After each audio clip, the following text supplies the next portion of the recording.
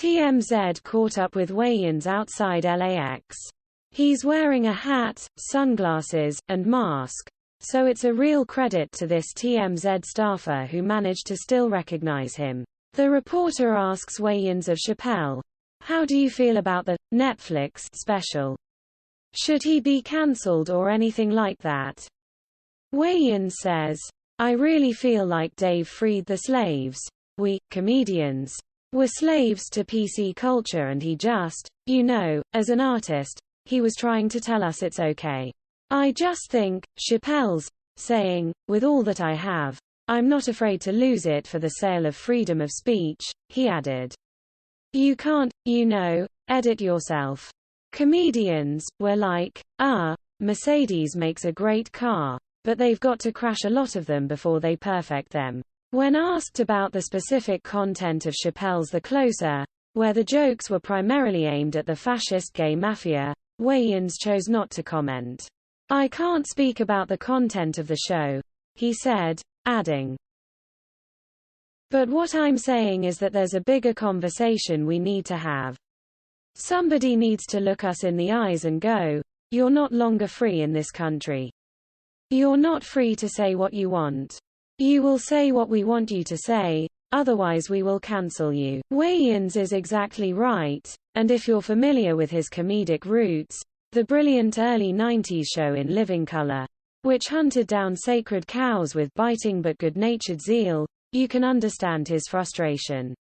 This new McCarthyism is no different than the old McCarthyism.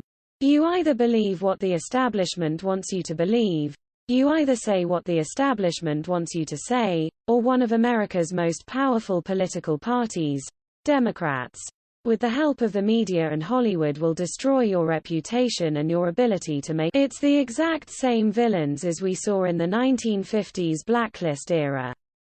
Even more insidious, though, is how the most politically and socially powerful group in the world, the fascist gay mafia, has continued to get away with playing the victim in order to inoculate themselves from satire.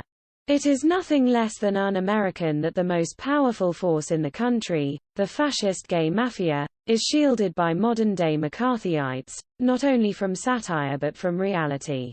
People are actually being bullied and intimidated into accepting the ludicrous idea that men can magically transform into women and women and magically transform into men. The whole idea is outrageous, especially when those men end up in your daughter's locker room or on her sports team. Wayans declared Chappelle a comedic Van Gogh, a man who sacrificed an ear for the rest of us. "I see Chappelle as our free speech Moses, a man with the moral courage to use his power and position in the exact way others should.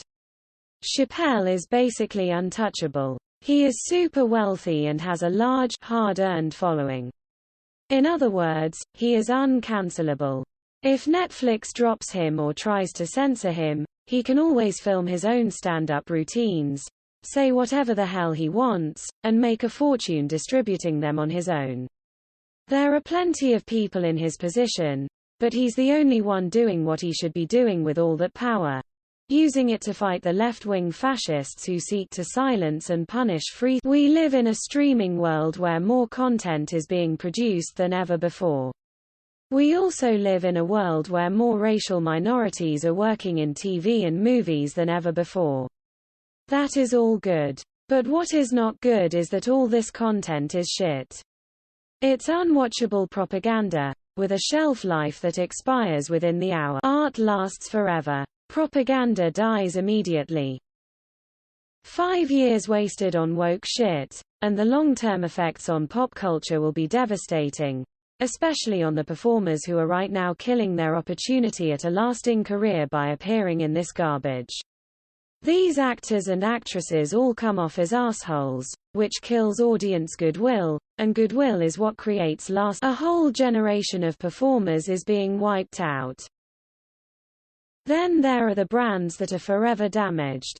Star Wars, Bond, Ghostbusters, Charlie's Angels, Men in Black, Shaft, X-Men, Space Jam, Harley Quinn, Wonder Woman, and Marvel's about to fall into this pit. In 50 years, all this woke crap will be forgotten, and Dave Chappelle will be remembered.